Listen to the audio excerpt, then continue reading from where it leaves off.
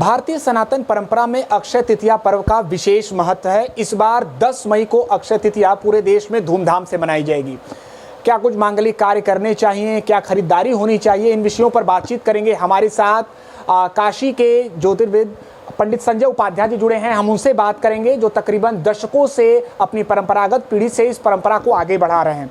पंडित जी, इस बार 10 मई को अक्षय तृतीया निर्धारित है। पहले तो जो ग्रह नक्षत्र बन रहे हैं, उनकी स्थितियां बन रही हैं, उनके बारे में जरा बताइए। देखिए, ऐसा है कि इस बार जो है अक्षय तृतीया पर मेष राशि में सूर्य रहेंगे।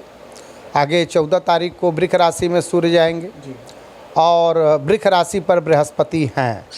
तो एक तरह से सूर्य भगवान सूर्य नारायण बृहस्पति की ओर अग्रसरित हो रहे हैं। तो अपने आप में बहुत कुछ अंश कम होने की वजह से ये सूर्य और बृहस्पति का संयोजन अपने आप में एक अद्भुत संयोजन है।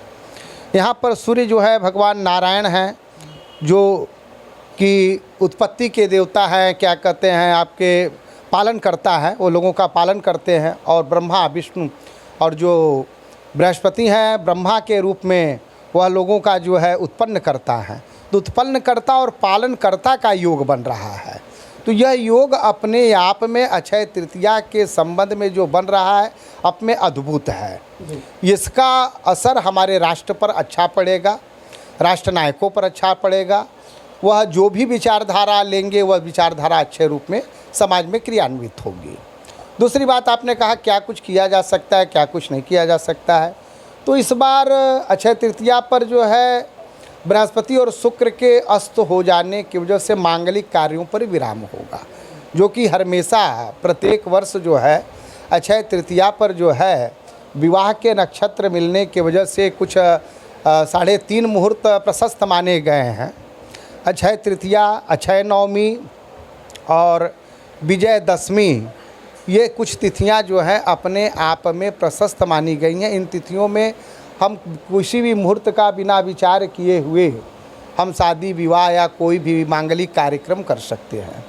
लेकिन इस बार बृहस्पति और शुक्र के अस्त होने की वजह से हम कोई भी मांगलिक कार्य नहीं कर सकते। न तो विवाह कर सकते हैं, न तो यज्ञोपवीत कर सकते हैं, न तो हम क्या कहते हैं गृह प्रवेश आदि कर्म कर सकते हैं।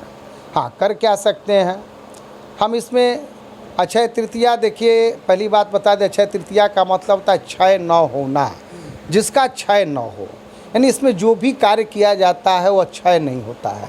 इसको युगादि तिथि कही गई है, ये सत्व प्रधान तिथि कही गई है। इस तिथि में सप्त चिरंजीवी का जन्म हुआ है। आपके भगवान परशुराम का, जो भगवान विष्णु के अवतार माने जाते हैं, और हयग्रीव भगवान विष्णु के अवतार माने जाते हैं, इनका जन्म हुआ है। और युगादि तिथि में त्रेता युग का प्रारंभ हुआ है। इस वजह से यह तिथि अपने आप में बहुत प्रशस्त और बहुत पवित्र मानी जाती है। तो इस तिथि में अगर हम कोई भी दान पुण्य करते हैं, जल का दान करते हैं, अन्न का दान करते हैं, सत्तू का दान करते हैं, और विशेष करके श्रीफल के रूप में बेल का दान करते हैं, घट का दान करते हैं, तो हमारे लिए लाभदायक होता है। लेकिन नहीं कर सकते तो विवाह नहीं कर सकते, मांगलिक कार्य नहीं कर सकते, यज्ञोपवीत संस्कार आदि नहीं कर सकते, लेकिन ज़मीन भूमि खरीद सकते हैं, क्योंकि उसका संचयन आपके लिए अच्छा माना जाएगा। फ्लैट खरीद सकते हैं, आप व्यापारिक कार्य आरंभ कर सकते हैं, व्यापारिक कार्य खोल सकते हैं, दुकानें खोल सकते हैं। उस दिन दुकान खोलने का मुहूर्त होगा। उस दिन आप जो है अपना नया व्यापार, कोई भी नवीन व्यापार जो भी आप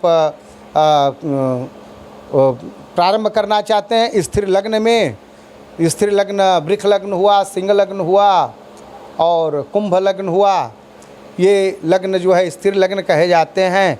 इन लग्नों में वृश्चिक लग्न, इन लग्नों में जो है आप स्थिर लग्न में अपना व्यापारिक कार्य आरंभ कर सकते हैं। इसके अलावा गुरुजी, इसमें व्यापारिक दृष्टिकोण से भी आप चर्चा कर रहे हैं, तो खरीदारी के लिए लोग जब पहुंचेंगे, खासतौर पर आभूषण खरीदते हैं, सोने चांदी खरीदते हैं, तो क्या इस बार भी वो खरीद सकते हैं?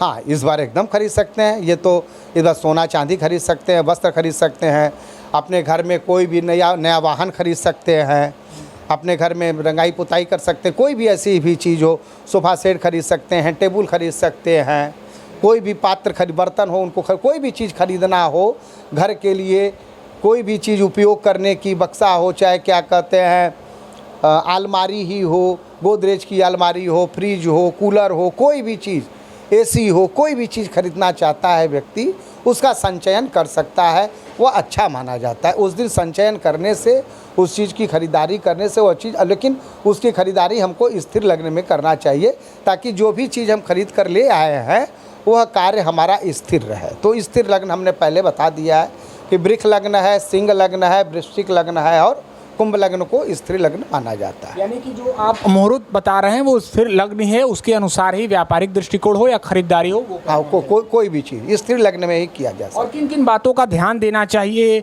इस बातों को करने से बचना चाहिए, वो क्या आप सबसे बड़ी बात बचना यह चाहिए हमको कि इस दिन हमें मद्य और मांस का सेवन नहीं करना चाहिए, क्योंकि ये सनातन धर्म की सबसे बड़ी तिथि है। तो इस दिन हमको मद्य मांस का सेवन नहीं करना चाहिए। हमको सूर्योदय से पहले उठ जाना चाहिए। हमको गंगा का स्नान, माँ गंगा के गोद में जा कर के स्नान करना चाहिए।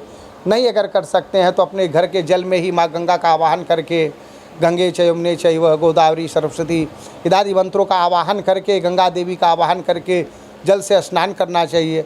स्नान करके अपने घर के देवालय में पहले प्रणाम करना चाहिए, अपने माता पिता को प्रणाम करना चाहिए, क्योंकि युगादि तिथि है। इसमें जो है सबसे बड़ी बात है कि भगवान परशुराम का जन्म हुआ है, जिन्होंने अपने पिता के आज्ञा का पालन किया है। इसलिए इसमें सबसे पहले उठकर अपने माता पिता को जो है प्रणाम करना चाहिए।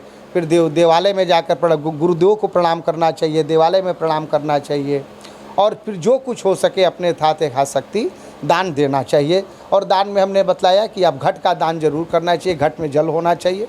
सत्तू का दान करना चाहिए, क्योंकि सत्तू को देखना है पड़ेगा कि ये सत्तू जो है ये गर्मी का मौसम है, ये हमारे लिए सुपाच्य होता है। वैज्ञानिक दृष्टि से इसका बहुत अच्छा लाभदायक होता है शरीर के लिए। तो सत्तू का दान करना चाहिए, आम का दान करना चाहिए। हमें श्रीफल के रूप में जो है बेल का दान करना चाहिए। हमें क्या कहते हैं, पंखे का दान करना चाहिए। तमाम तरह की जो ठंडी वस्तुएं हैं जो लोगों को ठंडा रख सकती हैं, इन चीज़ों का दान अक्षय तृतीया को करने से ये क्षय नहीं होता। जल का दान किया तो क्षय नहीं होगा, आपको जल मिलेगा हर हमेशा, किसी भी समय को। जो हम देंगे वही हमको प्राप्त होगा, यह नियम है। इसलिए हम जल का दान करते हैं ताकि हमें जल मिलता रहे। अन्न का दान करते हैं, तो ये दान देने का प्रधान। जय। बहुत बहुत शुक्रिया गुरुजी इतनी महत्वपूर्ण जानकारी के लिए। तो एबीपी लाइव के दर्शकों को भी हम कहेंगे कि अक्षय तृतीया पर आप कोई व्यापार शुरू करने का विचार कर रहे हैं या कुछ खरीदने का विचार कर रहे हैं तो इन सलाह पर जरूर विचार करें। एबीपी लाइव के लिए वाराणसी से निशांत चतुर्वेदी।